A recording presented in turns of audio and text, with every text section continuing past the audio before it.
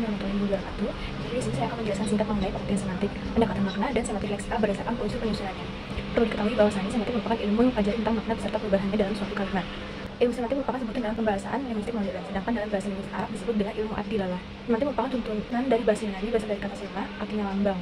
Sedangkan secara terminologi atau istilah, semantik adalah bidang linguistik yang mempelajari tentang tanda-tanda linguistik, seperti fonologi, morfologi, dan sintaksis.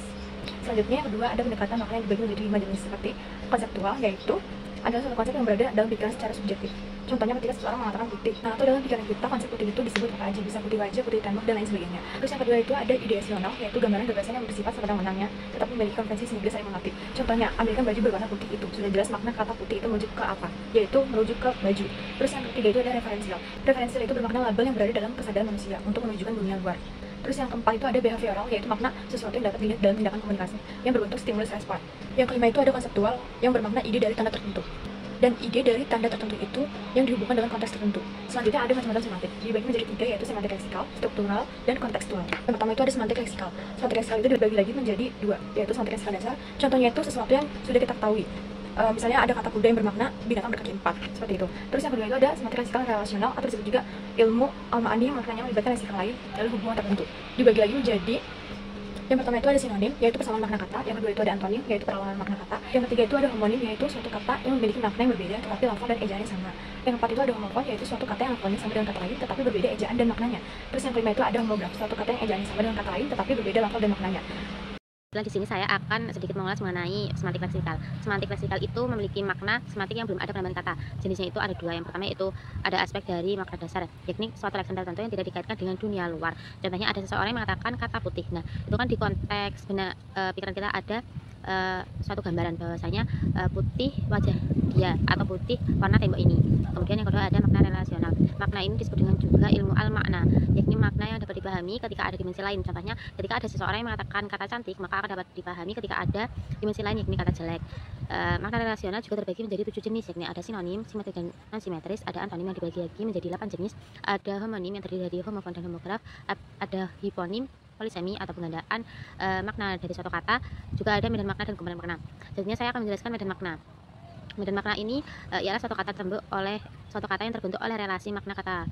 Nah, ini contohnya, kita langsung ke contohnya ya. Misalnya ada relasi atau hubungan antara mangkok, wajan, dan sendok yang menjadikan sebuah medan makna dari sebuah kata dapur. Contoh lain adalah relasi atau hubungan dari kata MPR, presiden, dan menteri, merupakan relasi dari sebuah medan makna dari kata politikus.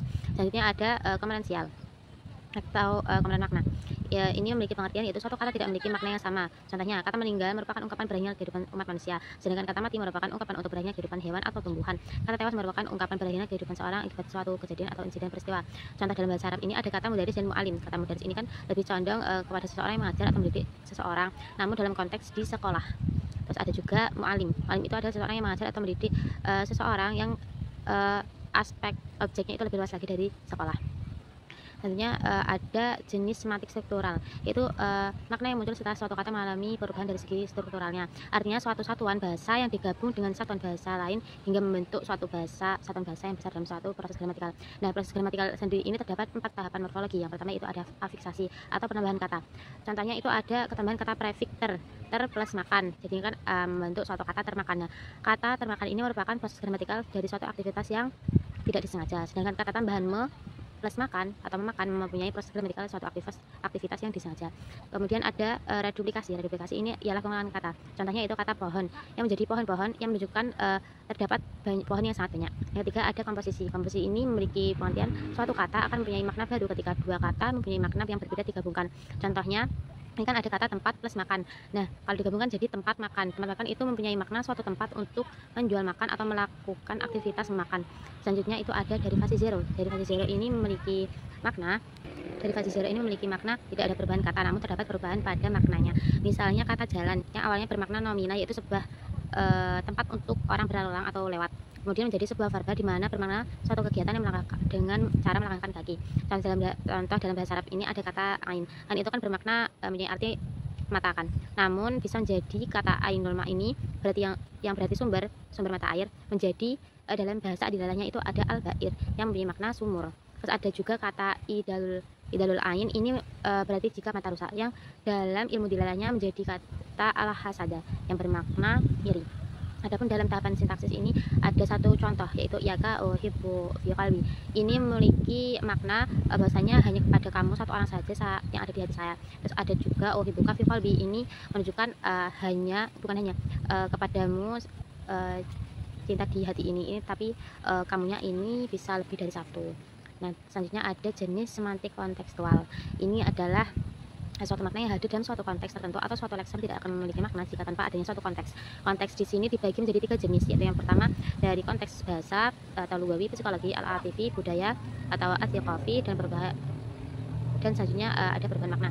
Perubahan makna di sini juga memiliki pengertian perubahan kata yang diakibatkan oleh faktor-faktor dari luar bahasa secara diakronik atau historis.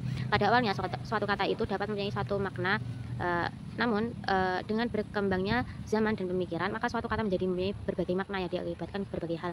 Penyebabnya itu ada 10 faktor ya.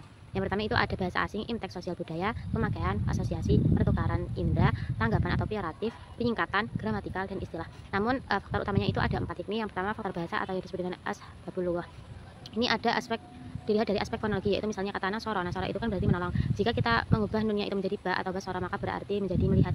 Juga ada dalam aspek morfologi atau yang kita sebut dengan ilmu sorof, itu pada kata zakaro itu kan memiliki arti menyebut atau mengingat. Nah, makna ini kemudian akan mengalami perubahan jika dibentuk menjadi kata zakaro, itu dari bidang musyarakah, memiliki arti saling mengingatkan, bermusyawarah atau diskusi. Demikian juga dari aspek sintaksis, itu ada kata doroba yang berarti kan memukul. Nah, jika dibaca duriba akan berubah makna menjadi dipukul. Nah, ini kan ada perbedaan antara makna aktif menjadi makna pasif yang disebut dalam ilmu nawawi itu dalam pembahasan fil majhul. Terus ada faktor kesejahteraan atau asbabul tarikh, seperti kata mukmin ini kan dulu itu dimaknai aman dan sekarang tidak dimaknai sebagai tidak kafir. Selanjutnya ada faktor kebutuhan kata baru, itu ada duhurul hajah. Semakin tinggi peradaban sebuah bangsa, akan semakin banyak pula bangsa lain yang memakai bahasanya. Kata komputer misalnya sebagai hasil peradaban dari orang-orang barat yang diserap oleh berbagai negara, sehingga tak terkecuali pada bangsa Arab ini ditemukan kosakata atau mufradat komputer. Selanjutnya ada faktor bahasa asing. Selanjutnya ini ada jenis-jenis perubahan makna. Perubahan makna itu bisa meluas atau penambahan kata yang disebut dengan tasyiul makna, ada menyempit atau mengurangi makna, ada penggantian makna atau perubahan total, ada penghalusan dan pengasaran makna. Selanjutnya ini ada kekaburan makna. Kekaburan makna ini adalah situasi di mana suatu tanda memiliki makna lebih dari satu, di mana dipengaruhi oleh 2 aspek, yaitu ambiguitas, kegandaan makna akibat perubahan sistem gramatikal. Contohnya itu ada buku sejarah baru yang dapat bermakna suatu buku menjelaskan tentang sejarah baru, atau buku yang menjelaskan suatu buku sejarah yang baru saja dibeli, atau juga bermakna sebagai suatu buku sejarah saja. Juga ada redundansi.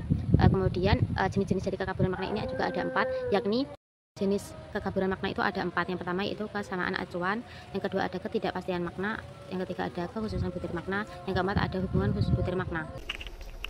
Pragmatik itu ilmu dari cabang linguistik yang mempelajari hubungan antara konteks luar bahasa yang dimaksud dengan penafsiran terhadap situasi penutur. Jadi pragmatik itu usaha untuk mengatasi kebutaan semantik dalam menginterpretasikan makna kalimat.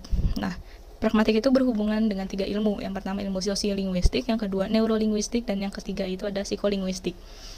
Pragmatik itu ada definisinya. Yang pertama semiotik dan juga linguistik modern. Lalu bedanya antara semantik dan pragmatik itu apa? Yang pertama, semantik itu mempelajari makna, yang kemudian pragmatik itu mempelajari maksud dari kalimat tersebut. Lalu yang kedua, semantik itu bertanya apa maknanya, sedangkan pragmatik itu bertanya apa yang Anda maksudkan dengan kata atau kalimat itu. Lalu yang ketiga, makna dalam semantik ditentukan oleh konteks, sedangkan makna dalam pragmatik ditentukan oleh konteks. Contohnya tuh kayak siapa yang berbicara, kepada siapa berbicara, kemudian di mana, bila mana, bagaimana, dan apa fungsi dari ujaran tersebut. Nah, pragmatik sendiri memiliki 5 cabang ilmu. Yang pertama dieksis, yang kedua peranggapan, yang ketiga tindak tutur, yang keempat implikatur, yang kelima wacana. Dieksis itu dibagi menjadi 3. Yang pertama ada dieksis persona. Dieksis persona itu lebih kayak kata ganti kita, atau kalau dalam bahasa Arab itu domir. Itu contohnya seperti huwa, huma, hum, dan seterusnya. Lalu ada dieksis tempat, itu ada seperti dalam bahasa Arab contohnya itu ada hada huna, ada zalika, ada hunaka. Lalu kalau dieksis waktu itu ada al-alan atau sekarang, amsi atau kemarin, besok, goda atau besok. Lalu ada implikator itu dibagi menjadi 2, yaitu konvensional dan juga implikator percakapan. Lalu yang ketiga itu ada praanggapan. Praanggapan itu ada 6, yaitu praanggapan eksistensial, faktik, leksikal, praanggapan non-faktif, praanggapan struktural, dan praanggapan kontrafaktual. Lalu yang keempat itu ada tindak tutur. Tindak tutur sendiri dibagi menjadi 3, yaitu tindak tutur lokusi, ilokusi, dan juga perlokusi. Lalu ada yang terakhir wacana.